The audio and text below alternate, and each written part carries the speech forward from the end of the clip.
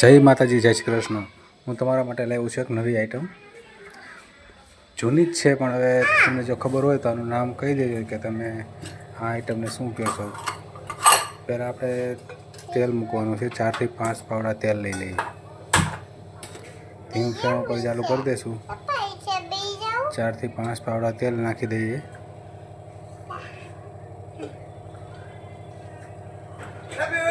તમારા ઘરે એકવાર બની જશે આ રેસીપી। તમને ખબર હોય તો આને શું કહેવાય તો કોમેન્ટમાં નામ જણાવજો। તેલ નાખી દીધું છે, હવે એને ગરમ થવા દઈએ। તેલ આવી જાય એટલે આપણે જેવી રીતે વઘાર મારીએ એવી રીતે રાઈ છે, જીરું છે નાખી દઈએ। આ અમારા ગૌઠાબાની આઈટમ છે, તે બનાવતા પછી મારા મમ્મી બનાવે છે। હવે મેં ટ્રાય કરી છે, કેવી બે રીતે કહેજો, અને જો સારી લાગે તો તમે ઘરે ટ્રાય મારજો। રાઈ જીરું નાખી દીધું છે।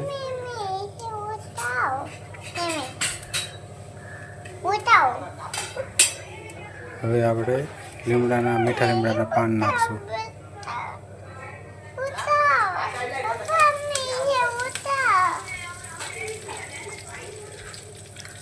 હવે થોડીક હિંગ નાખી દઈએ, અડધી ચમચી। પછી આપણે 2 મોટા કાંદા સમારેલા છે તે નાખી દઈએ।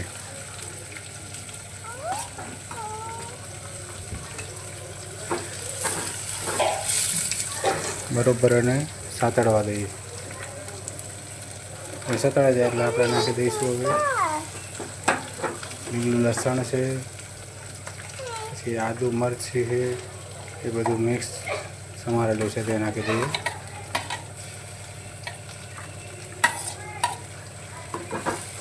એ નાખીને થોડીક વાર હલાવતા રહીએ, એ સળી જાય એ તો પછી આપણે હવે ટમેટાં નાખી દેવાના છે। ટમેટાં આપણે સેલેડ નાખીશું। કાંદા અને સંતળાઈ જાય ને પછી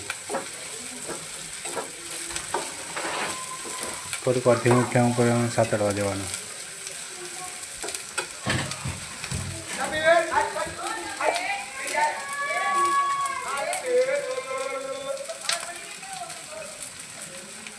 હવે આપણે કાળી મિર્ચ નાખી દઈશું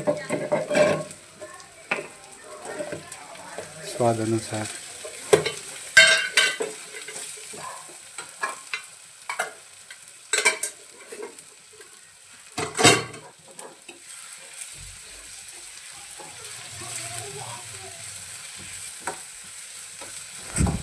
હવે આપણે આના પછી ટમેટાં નાખશું। હવે નાખી દઈએ ટમેટાં।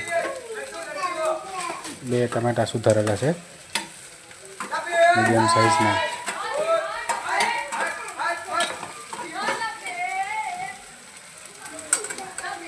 બરાબર મિક્સ કરી દઈશું। પાછળ જે બેકગ્રાઉન્ડમાં અવાજ આવે છે તેને આપણે ઇગ્નોર કરશું, કેમ કે તે બાજુમાં પતંગ સગાવે છે એટલે એટલો અવાજ તો રહેશે ધાબા ઉપર।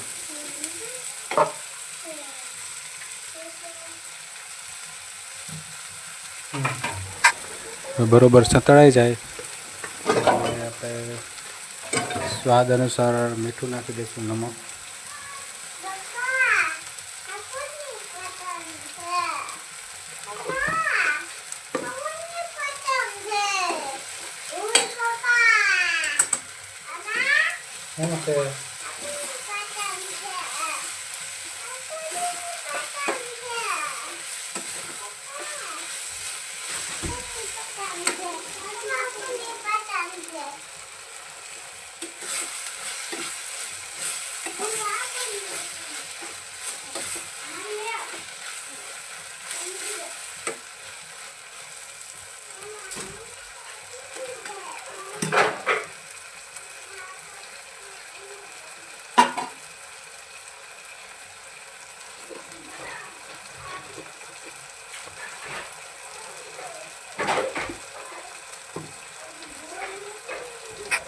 હવે આપણે જે મસાલા નાખવાના છે તે નાખી દઈએ। મરચું પાવડર છે, મરચું પાવડર નાખીએ। પછી અડધી ચમચી હળદર નાખી દઈએ, 1 ચમચી આપણે ધાણા જીરું નાખી દઈએ, પછી એને બરાબર મિક્સ કરી દઈએ.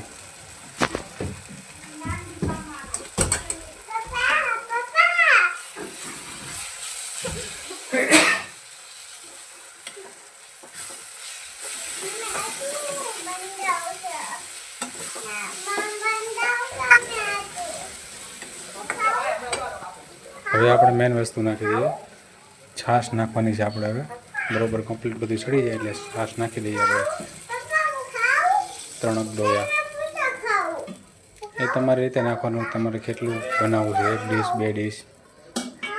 હા, હું 1 ડીશ મોટી ડીશ ભરીને થાય તેટલા માટે નાખું છું 3 ડોયા. પછી આખું મિક્સ કરી દઈને એને આપણે ઉકળવા દેવાનું છે 5 થી 10 મિનિટ.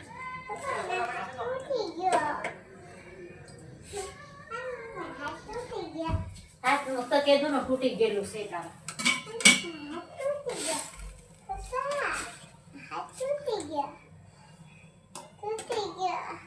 ભલે તૂટી ગયો.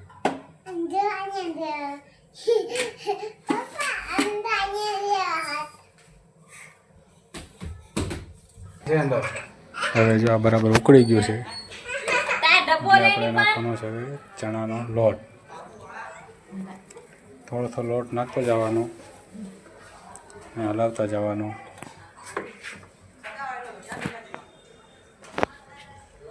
એકસાથે બધાને નાખી દેવાનું, નકર આમાં માપમાં આપણને નહીં ખબર પડે. થોડું થોડું નાખતો જવાનું, થોડું થોડું હલાવતા જવાનું.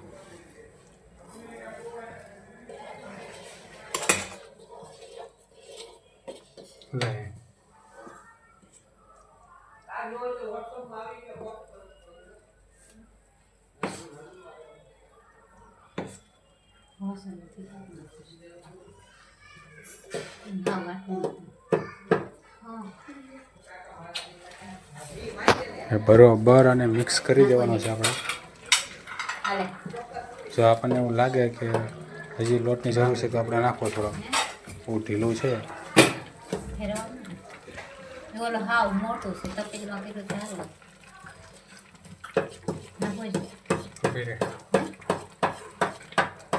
નાખો જો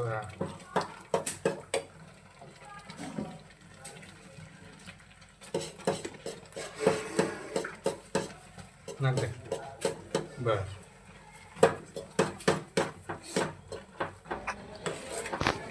આ મારું વાસણ થોડુંક નાનું પડે છે, મોટું વાસણ હોય તો આપણને થોડુંક સારું પડે મિક્સ કરવામાં, પણ હવે ચાલશે. તમે તમારા ઘરે બનાવો.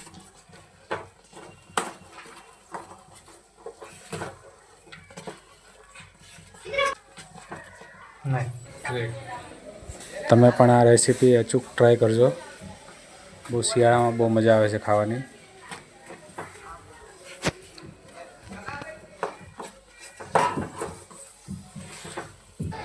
તમે જો આમાં છાશ ન નાખવા માગતા હોય તો છાશને બદલે પાણી પણ નાખી શકો.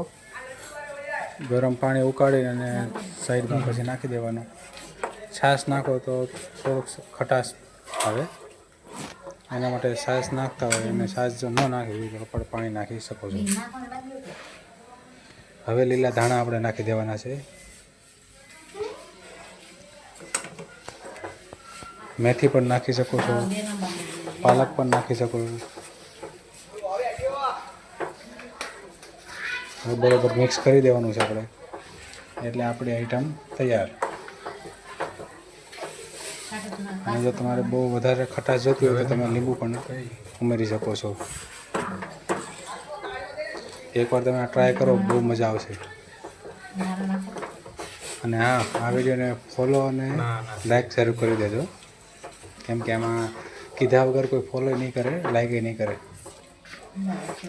એટલે વિડીયો જોવો, ઘરે બનાવો રેસીપી, લાઈક અને ફોલો જરૂર કરજો.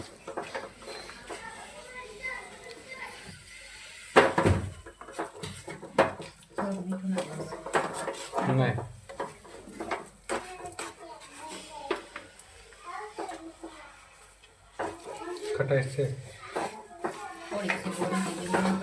સાહેબ નહીં જતો નાખ દે. ખટાશ માટે આપણે એક લીંબુ નાખી દેવાનું છે આપણે, કેમ કે અમે ખાટું ખાઈએ છીએ એટલે એક લીંબુ નાખી દઈએ.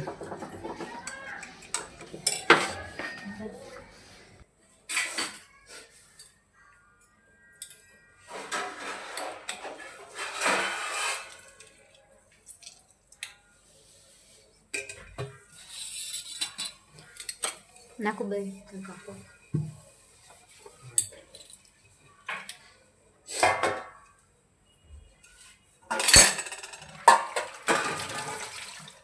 તેલ લગાવ્યું.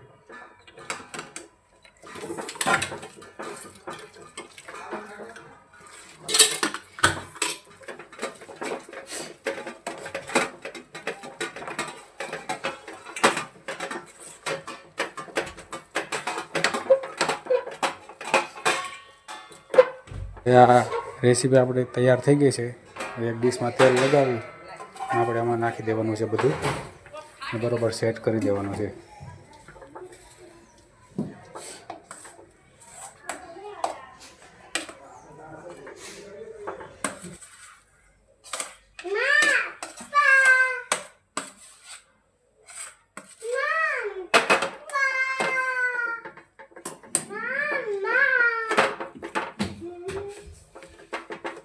એમાં વાટકો લાવો.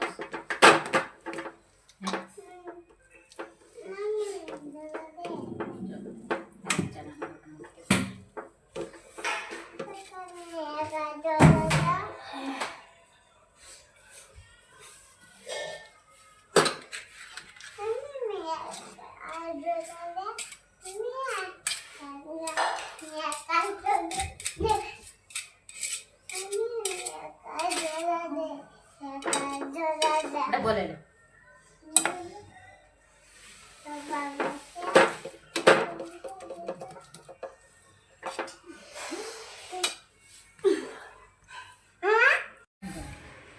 તો આપણે ડીશ તૈયાર છે, તો ચાલો ખાવા. લાઈક શેર અને ફોલો કરી દેજો. જય માતાજી.